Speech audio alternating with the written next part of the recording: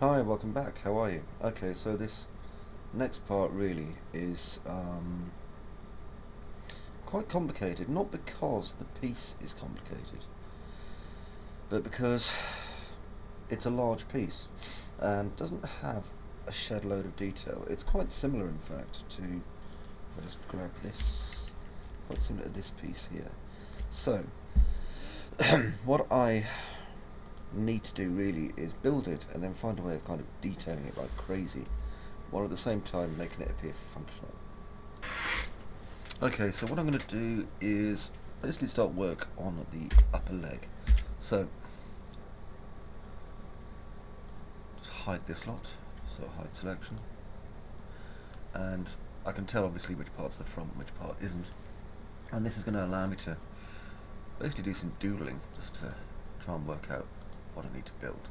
So I'm going to need a cylinder and drag that down on one side, which is going to come out from, and I can see the kind of rotation piece. It's going to be about there, like that, and then the top of it is going to be basically there, like that. So it comes back over the piston just a little bit, that. Okay, and then there's going to be a part that kind of joins them together. Now, like I say, my job is to make this as logical as I possibly can, really. So I just come through here and have a look at these. As you can see at the minute, these fellas are obviously too big, but we'll worry about that in a minute. That's not a major important kind of issue. There's a couple of issues that we do have to address, however. So one of them is how does this attach to the lower knee, because it's not a floating knee, and the answer is obviously there's going to be some sort of kind of part coming out of here that we're going to have to pay attention to as well. Let's get this into the front viewport. So I'm going to have to work with both these, and I'm just going to bring them out so they're in the middle like that, because once they are, it's going to make my job considerably easier. Perspective and zoom, and I think it'd be easier if I probably hide a lot of the parts I'm not working with. Okay, and that way I've just got this, because obviously I'm going to need to work with all of these. Okay. Again, I apologise for my horrible creaky, foul chair. I should probably just change it for a kitchen chair.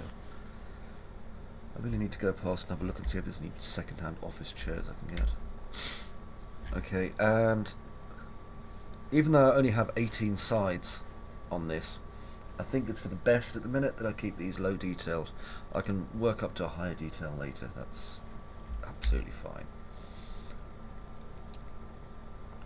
Okay, now going to F4, and I'm going to start attaching these things together. Now, the main movement for this one's going to be from this upper hip. So I'm going to rename this upper leg, that being what it is, and right click, convert to editable polygon. I'm going to select this piece and do a Control I, and then I'm going to extrude it by local normal, just to kind of bring this part out a bit. If you're thinking, well, why? There's a reason. There we go. Now, what I'm going to do next is start connecting these pieces together. So, if I just attach this and this, like so, and I'm going to just get these polygons here, so these three, and these three, because they kind of face each other.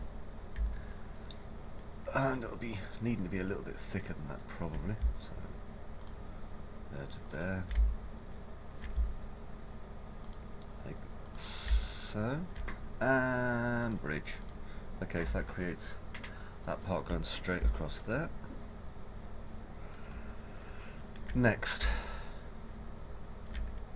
what I'm going to do is take this polygon and this polygon and grow them out, and then just delete them. and then I can cap off the two tops there. So I'm going to go straight through there like that. Okay, and now I'm going to just cap this, and then go to my select by polygon, there and there, and I just want to get this bought out a bit, so I'm going to bevel it. Now I'm deviating again from the original model of this because I don't think the original model will have enough structural strength otherwise. There we go. And give it a 0 height actually. There we go. Like so, bring that in.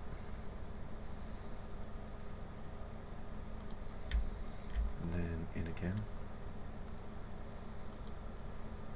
And then delete. And if I just grab both these and bridge, we get that hollow inside there. Which is what I need for the top of this. Okay, now at the minute I'm still kind of roughing the shape, so I'm going to take my edge just here and go straight through it like that. There's a dog outside and I'm going to have to hunt it down, I think.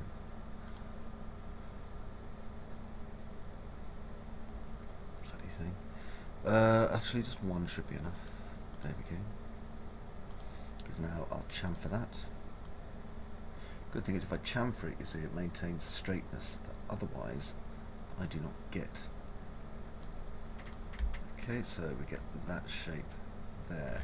Obviously you'll notice it's still a little bit bowed at the bottom, but that's not an issue as far as I'm concerned. Now, that polygon there and that polygon there are not wide enough.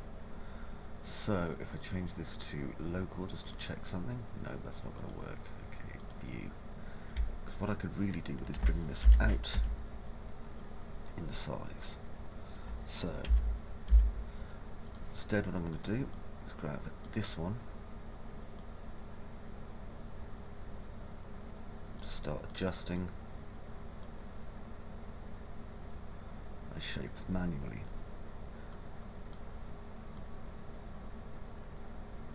And I'm just doing this by eye. And if you're not sure, another thing you can do is actually get some transparent paper and put it on your screen until you think it's kind of about right. It can be a bit tricky because what you're in essence going to end up with is kind of an optical illusion, really.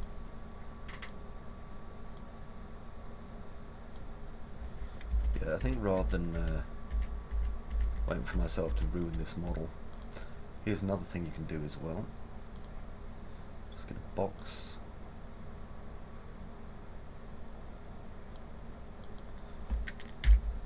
Turn off angle snap. And just get this to kind of line up as best I can on the bottom here.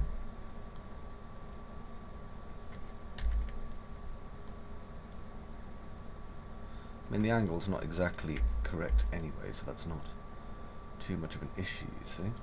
There we go. So now what I can do is I can start positioning this so that this box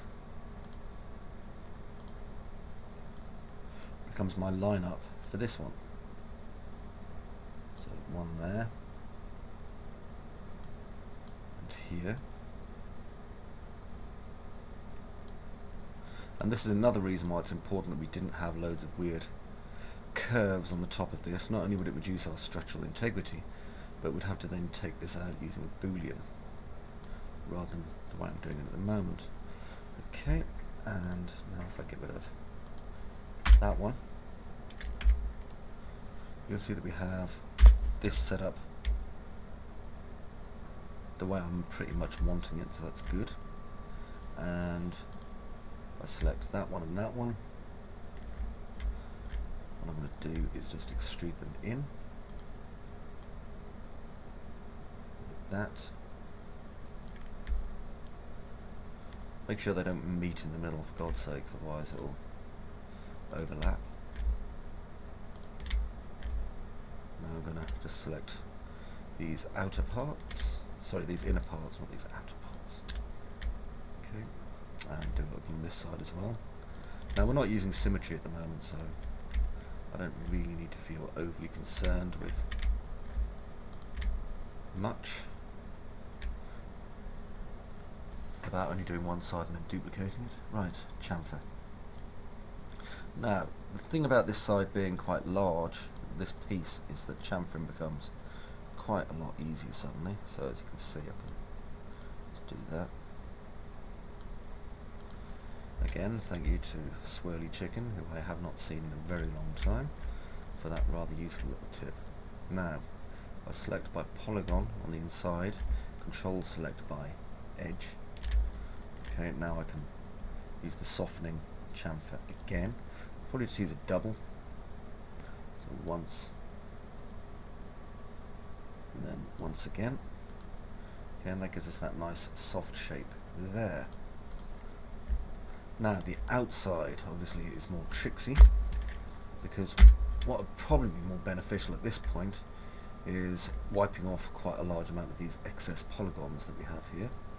So I think I'm going to do that. It's not especially considered good practice, you know. This is the equivalent of like sweeping the breadcrumbs under the carpet rather than doing the job properly. And if you don't know what I mean by that, go and ask your mum.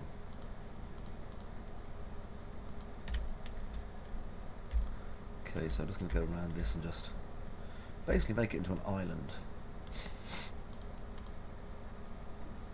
Because once I've done that, I can then recap it and it'll work much better.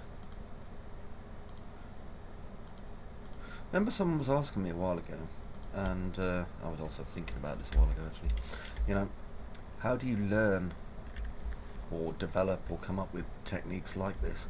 And the answer is, it's just expediency.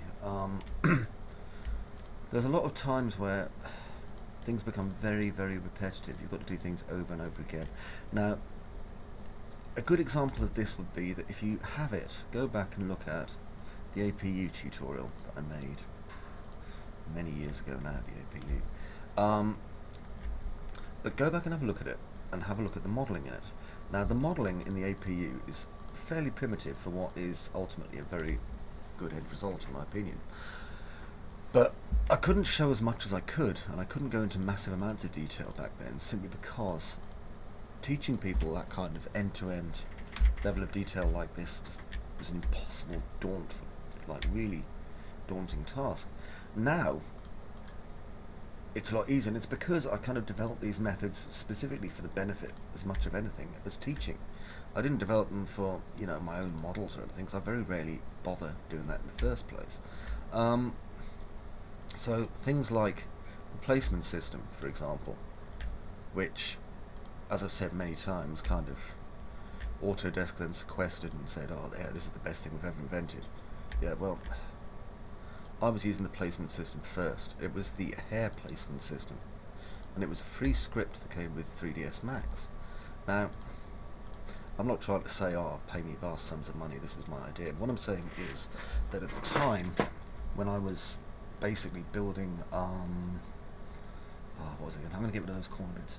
At the time when I was kind of building stuff and I needed rivets all over them and stuff like that, if you go back to when I was making the very first Dreadnought tutorial on 3D Palace, to place the Dreadnought's rivets, what I basically did was I used spheres placed along a spline, and the spline was taken from, as I recall, sorry, I'm just, bugger, wrong button, Control A, there we go, just to fill in these holes and cap. And the spline was basically taken from where you'd select like one of these here and then convert it.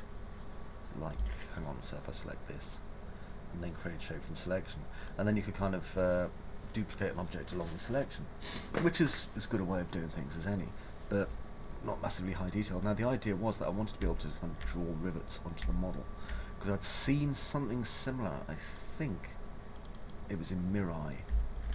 Mirai was kind of the forerunner of all good ideas when it came to anything in 3D, really. So, after a bit of exploration, I discovered this hair placement system, and Basically in all my tutorials I used to tell people, oh well, you know, we'll use this hair placement system, and I remember I showed it at Autodesk, well not showed it at Autodesk, showed it at end user event a fair few years ago now, 3 or 4 years ago, and yeah, everyone loved it, and then it got put in Max basically as this new separate placement system, which is even more powerful than the hair placement system, which was basically just, like I say, a Max script used for positioning hair. But like I say, the thing is, it's all about if you need a way of speeding things up. Doing things with that allows me to put details in these models that otherwise, I mean, I'd be at least doubling my workload. And so by using them I can do things a lot faster and show you how I do things at the same time. But on the plus side, it also develops kind of faster ways for you in the end, because even though I'm developing faster ways to teach, they kind of come across, well, as you can see, it's faster ways to do this.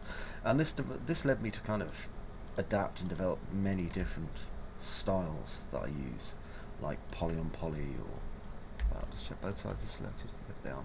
Like the poly on poly method, which is where you just put polygons on top of each other.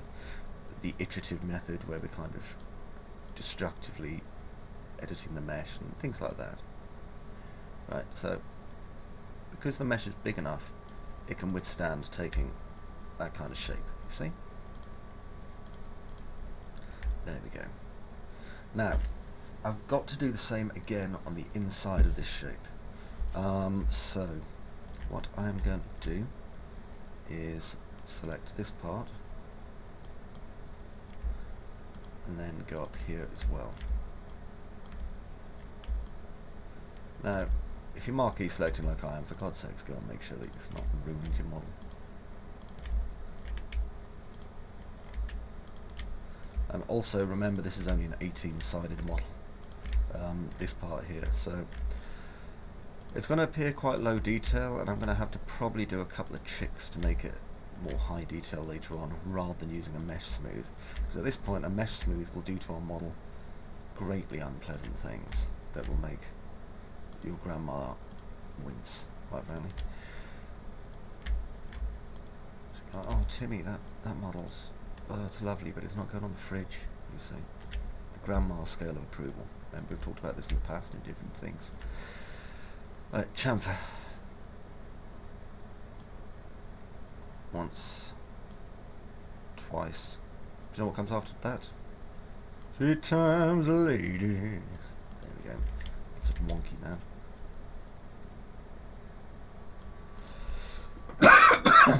Perfect. Okay, so that gives us that. And if I pull back now, we have this rather lovely smooth shape going on here. But it's starting to develop the way I want it to, almost, but not quite. So, now what I'm going to do is come in. Alright, come in, our kid. Just managed to alienate everyone in Birmingham. But that is a great accent. Alright, our kid. And, Jesus, why do I do this to myself? I think what I'm going to do is possibly separate this off, because the bottom part, as you can see, is just becoming a bit of a mess, isn't it? But this is what I kind of expected. In fact, I've got a better idea than that, so let's have a look. What I could do with is bringing this in down. Look at the shape. I'm going to undo that. And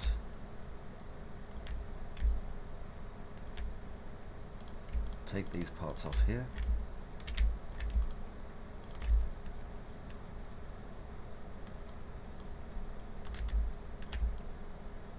Okay, so I'm just avoiding selecting the back. There we go. And just delete. That leaves us these two lovely plates here and here, which I can extrude inwards, like that. Now, why would I want to do such a mad thing as that? Well, I'm sure you can probably work that one out. I'll bring it in a bit more. There we go. Now if I take this and this and click Graw, Okay, I can go in here, just deselect these ones, and then hit that one, delete. Wait for autosave to finish its job. There we go. And that just leaves us these fellas. Now, edging tools. I can't use the cap tool on this, for bad things will indeed happen. So, bridging.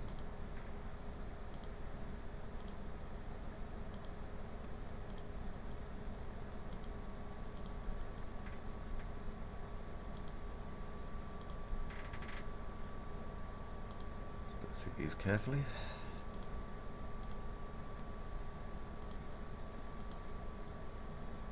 Done that one already.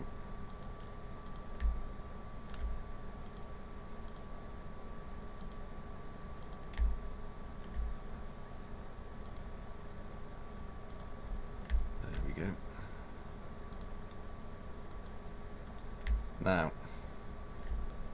bridge this one as well. We're going to start hitting an interesting little problem just over here, because I think there's a bloody great big hole in my model. How did that happen? Well, it happened because there's no actual connection in this. This is basically a hole. So what I'm going to have to do here is just grab these bits like that. Just ease it forward just a teeny bit. And that'll give me that edge like that in my left viewport, because I don't want to bend it if I don't have to. There we go. And now, as you can see, we've got these holes, which if I just do a Control A and cap, are filled. Okay, so now we have this bit. Now, why have I gone to all this bother of doing that?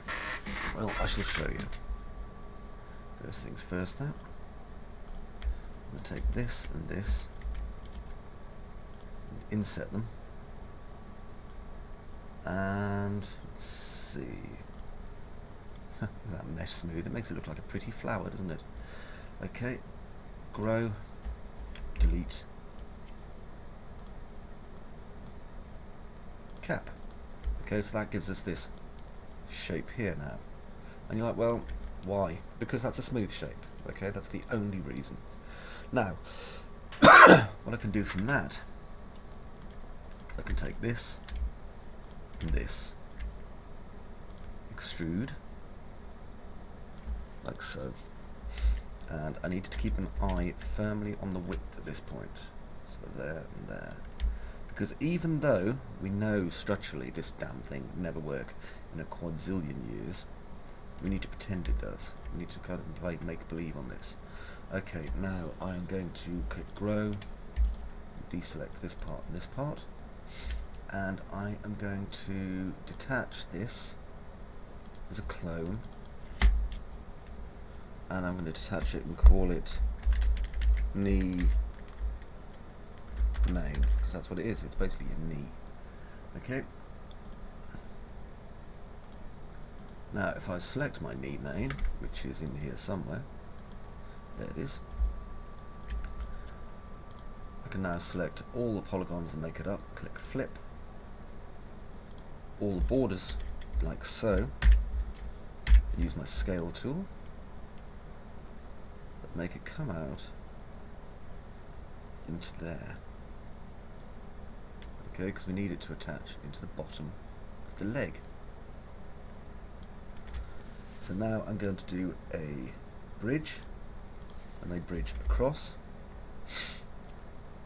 And what this is going to allow me to do is basically pull these little wonders down around about here. So if I go into my left viewport and zoom, and I'm going to use my edge tool here to select stuff, and I'm using marquee and I'm holding control just so that I can get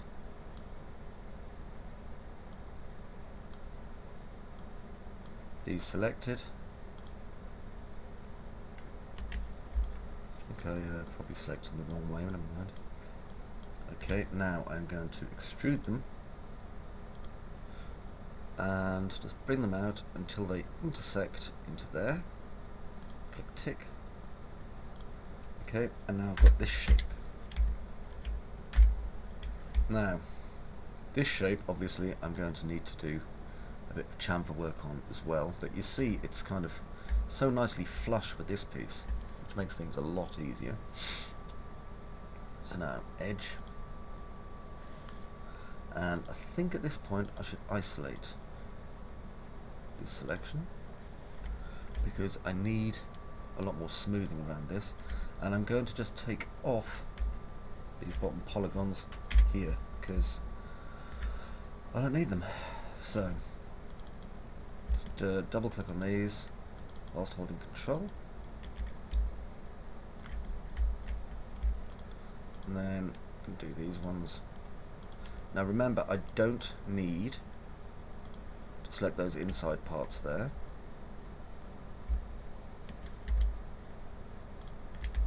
But I do need to select these ones,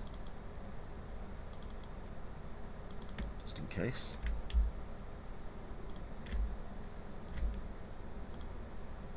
What is this? This isn't a gasket, is it? I can't remember what it's. Well, it's like a knee attachment slash washer, isn't it?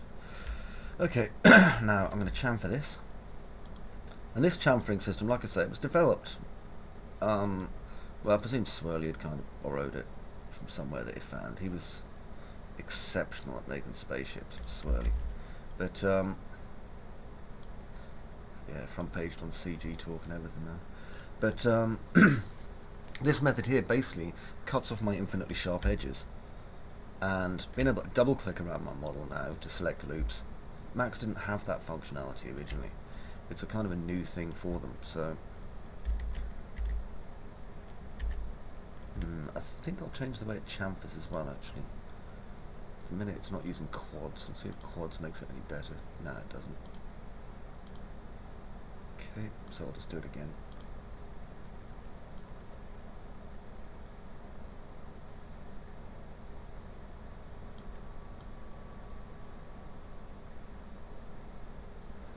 Sometimes it can be a bit of a bummer and it doesn't work too well, so go back and fix it if it does. Right, so that gives us these two nice clean rings. End isolate. And we can kind of see how they're fitting into the rest of our model now. Okay. So you can kind of see how it's all coming together. Now if I go over here, good thing is that I can basically take this now, and what I really need to do is kind of attach the knee to this, so that way this part, when it swings out, obviously swings out from the knee. So if I was to select and link to my knee at this point,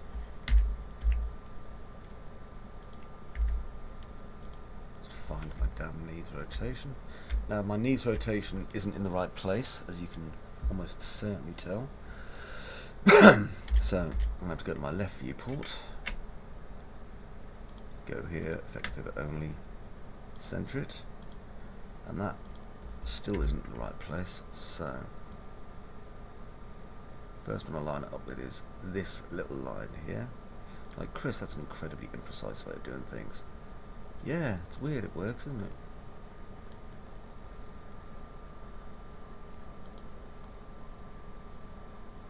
If it works, that's kind of what matters. There we go. Now, let's have a look. Oh look.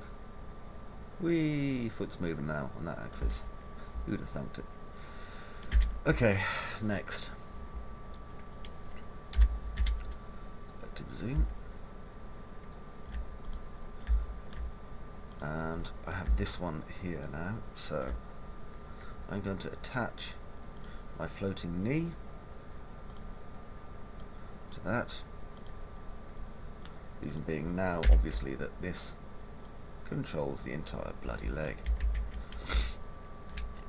Anyway, enough of that cumbersome stuff. I'm going to grab these two and isolate the selection, because I still have quite a lot of stuff to do. Now, you may remember this part here, which is the outer for our knee. Now I have to do an inner part for our knee, so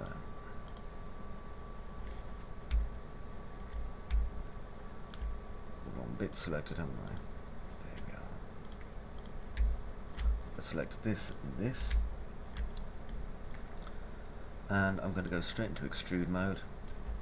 Actually no, bevel mode. Extrude mode's no use to me. Bring this up, then up and in. Undo that one.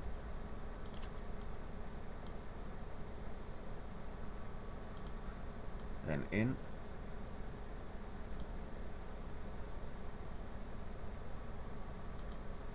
Then up. These are all going to be chamfered, so don't worry. Okay, and now we have a place where I can start putting my detail on for this bit. And of course, it's on both sides, which is kind of helpful. Okay, so starting to get somewhere on this part. Now, remember, I went back and removed the chamfers on this, so I'm going to have to go back and put them on again. And fortunately, I can do that now. So, I'm going to edge mode, double click, and that's why I went and did that piece the way it is now. And I think I'll do it this way. I wasn't going to, but I'm going to now, because why the hell not? I'm not going to chamfer the inside of that piece instead. And if I just look at this, I want to I'm going to have to isolate this completely. There we go. I want to go into these parts. Just deselect there and there. Actually no, solid select them. There we go. Now I'm going to jump into there. I'm just going to be really careful because these chamfer edges here will overlap like crazy. They really will. So I'm going to deselect that one and that one. Hold down Control. Now you can see this one won't want to loop select. So I'll go to my left viewport and marquee select all of these. Okay, otherwise you want to get the ones at the back. And I need you, if you're following the tutorial, to make sure that you check your model carefully. Okay, so I've gone through that lot, perspective zoom. Okay, so the reason we're doing this is, like I say, I want you to go and just make sure that you only have the edges you need selected. Okay, otherwise your model's going to be hideous. Okay, now then, I'm still in two minds about those pieces there, and I know why. Bollocks. Hang on then. I'll use this as a temporary selection set, okay? But I don't know if I'll be able to recall it again once I do this. I need to get rid of that and that. Right, surprisingly, my selection set is almost in the right place. Well, I'm probably going to have to go and reselect everything. And actually, no, it's completely in horrible places as well. It's just the way that it basically numbers the selections. We'll just go through it all again carefully.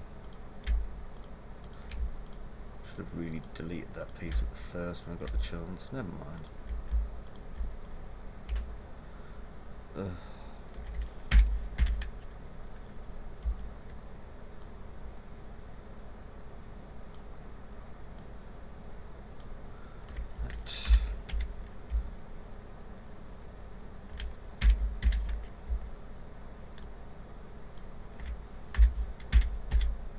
Go away, you.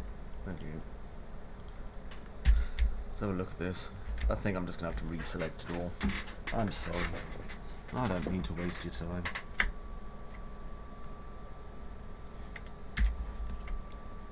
that. However, at least it's better than ruining our model. Which is exactly what we'd be doing, incidentally, if we're not careful.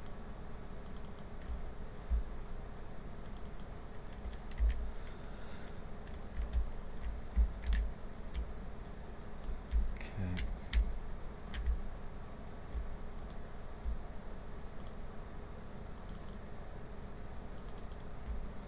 I'm going to manually select these. Just use my select tool rather than select and move, obviously. Yeah, there are easier ways to select things. I was going to mention that as well. I had a really useful plugin by this Russian guy.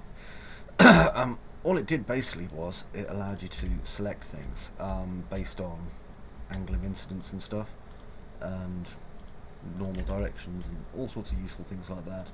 It was like $60 and it was massively worthwhile. There'd been a free version which I used to talk about in my tutorials. I can't remember what the heck it's called now. But the selection tools in Max kind of more or less took over from that, which Max tends to do that, Autodesk does. It's like, oh, that's a useful tool. We invented that, that's our tool now. So, as you know, I don't really owe any brand loyalty to Autodesk. I just use their tools because it's what I'm used to. So, check that. There we go. So anyway, yeah, the selection tools in Max I don't really like. You know, the automated selection tool system just doesn't really do it for me, so bugger it, is what I say. Right, chamfering. I'll manually chamfer. Just a little bit, once, twice, there we go. But not 3 times a lady this time. Okay, and that gives us these nice smud edges. Now then, don't worry about these weird jinky polygons here, because we're never going to see them. That's the good thing. They're hidden by the rest of the leg. Now I'm going to start selecting these edges.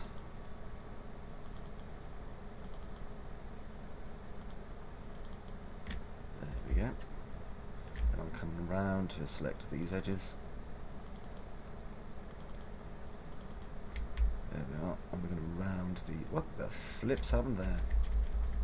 Wow, look at that. There we go. That was horrible.